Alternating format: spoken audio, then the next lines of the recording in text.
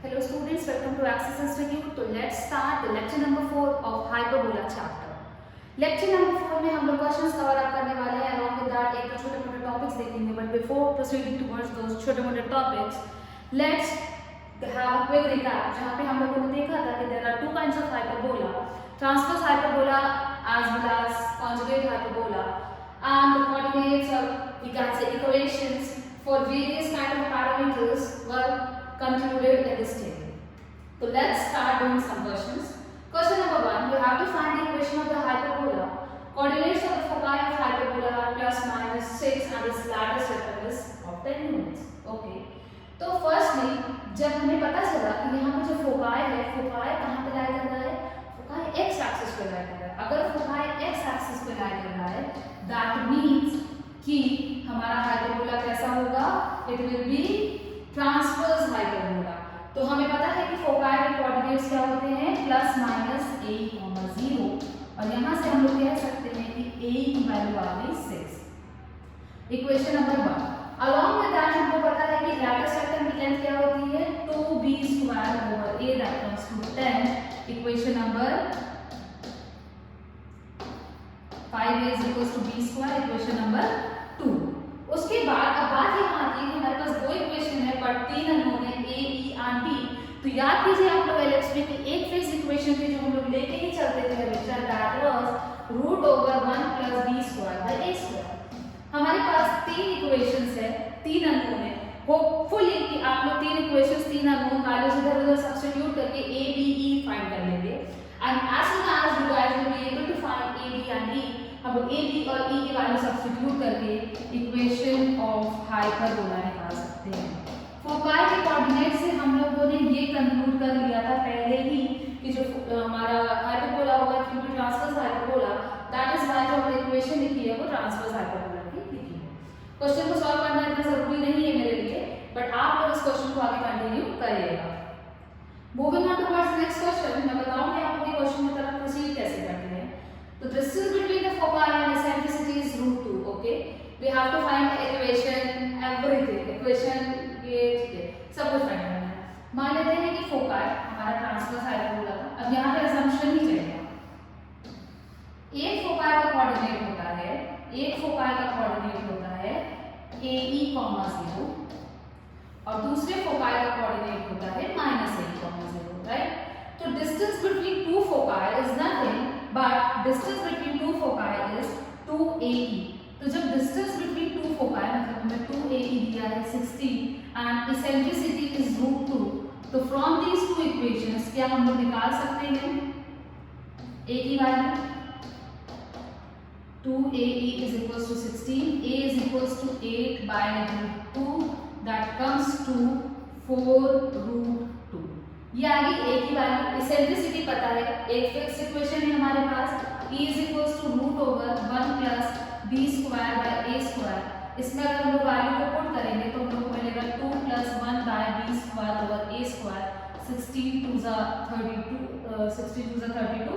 यहाँ से हम लोग निकाल सकते हैं b² की value. b² will be 2 - 1 b² is 32.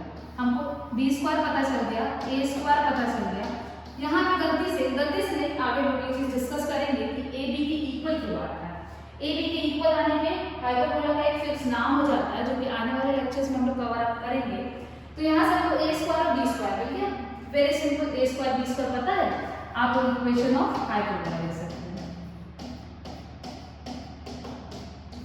a² b² हमें पता है.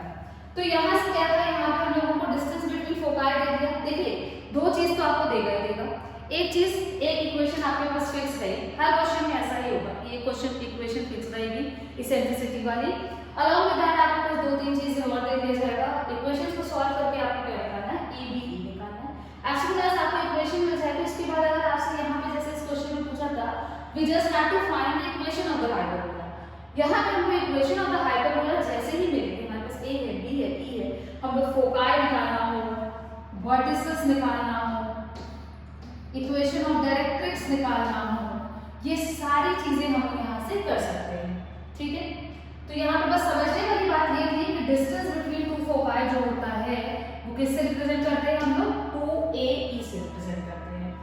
आगे बढ़ते हैं. Next question is conjugate axis is 5 and distance between foci is 30. मान लेते हैं कि इक्वेशन ये थी हमारी। अब इससे आप इस इक्वेशन को देख के बताइए कि कॉन्जुगेट एक्सिस की लेंथ क्या होती है। कॉन्जुगेट एक्सिस की लेंथ होती है 2b, जहां से आपको मिलेगा कि 2b is equals to 5 and from here we can say कि b is equals to 5/2। b की वैल्यू आपके आ गई 5/2। आप सेम चीज रिपीट करिए कि डिस्टेंस बिटवीन फोकाई इज 13, तो यहां से हमको पता चल गया कि 2ae is equals to 13। ठीक है, दो चीजें, अभी भी हमारे पास दो अननोन है, b की वैल्यू हमको पता है बट a निकालने के लिए जो इक्वेशन है उसमें e भी अननोन है, तो हम लोग कौन सी इक्वेशन यूज करेंगे? फिर से वही equation e is equals to √1 plus b square by a square, where e is 2a by 13/2a, 13/2a is equals to √1 plus 25 by 4b square 4a square। b की जगह पे हम लोगों ने 5/2 पुट कर दिया है। 13/2a is equals to √4a square plus 25, और ये नीचे 4a square रूट से बाहर आ गया, 2a कट गया, स्क्वायरिंग बोथ साइड्स हम लोगों को मिला 4a square is equals to 144, a is equals to 12/2। a की वैल्यू मिल गई, b की वैल्यू मिल गई, तो यहाँ से हम लोग इक्वेशन ऑफ हाइपरबोला निकाल सकते हैं। जी हाँ, बिल्कुल निकाल सकते हैं, क्योंकि इसी इक्वेशन में a और b की वैल्यू पुट करनी है।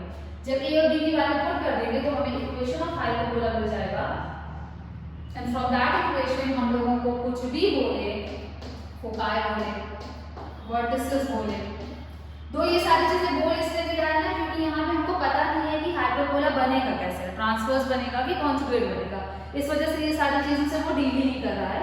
हमको सिर्फ और सिर्फ क्या निकालना है? इक्वेशन निकालना है। अगर कोई बच्चा इक्वेशन को चेंज कर देता है, चेंज एज नहीं, वो कहता है कि नहीं हम ट्रांसवर्स हाइपरबोला नहीं कॉन्जुगेट हाइपरबोला लेके चलेंगे, तो आंसर पे कोई फर्क नहीं पड़ेगा, मतलब आंसर्स विल बी राइट, क्योंकि वो हमारी मर्जी है कि हम लोग किस टाइप का हाइपरबोला लेके चलेंगे।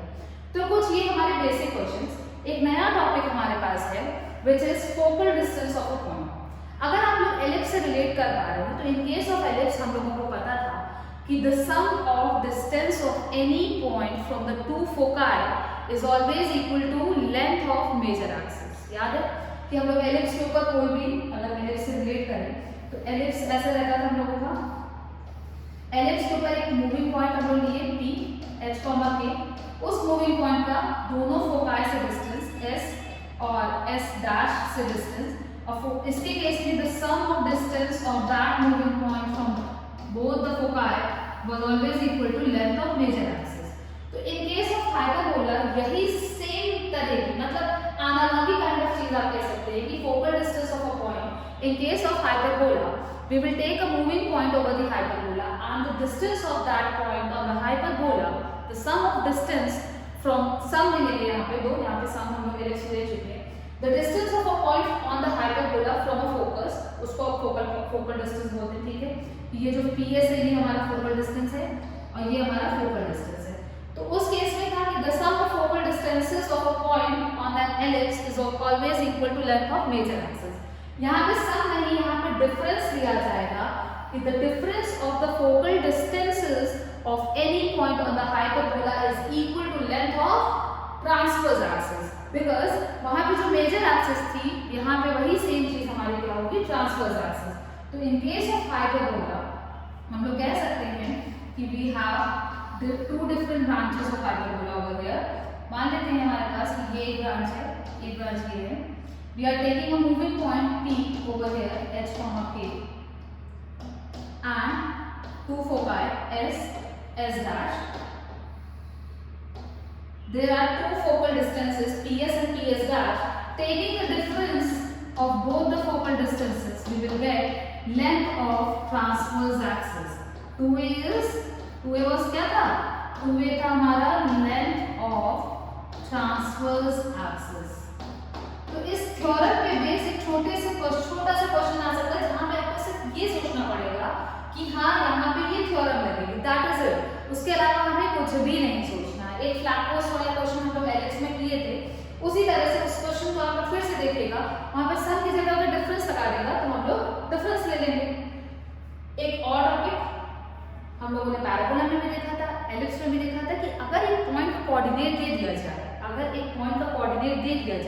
तो हाउ विल बी रिकॉग्नाइज कि whether that point lies on the hyperbola, inside the hyperbola और आउटसाइड द हाइपरबोला.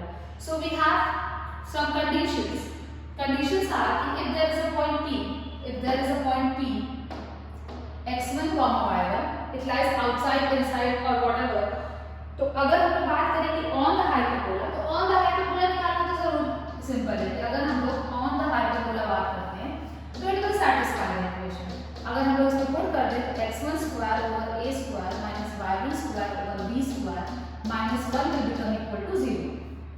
तो ऑन द हाइपरबोला के लिए इक्वल टू 0 वाला कंडीशन आ गया.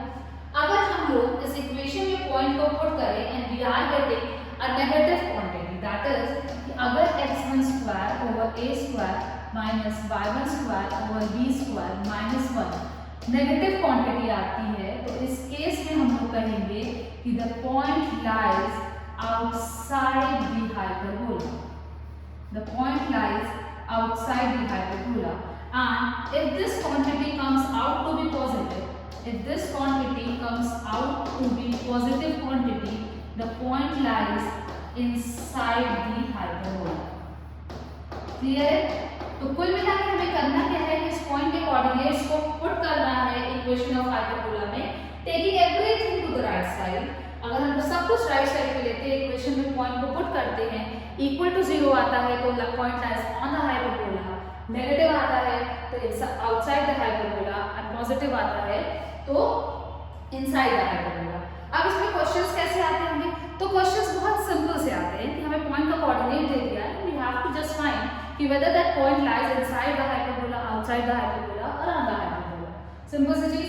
Determine the position of the point 2, -3 on the hyperbola. Okay, तो हमको point दिया है 2, -3. उसके बाद हमें इक्वेशन दी है x square over 4 minus y square over 625 is equal to 1. Put करते हैं अगर हम लोग पॉइंट को, it will be 4 minus 4 minus 9 over 625 minus 1.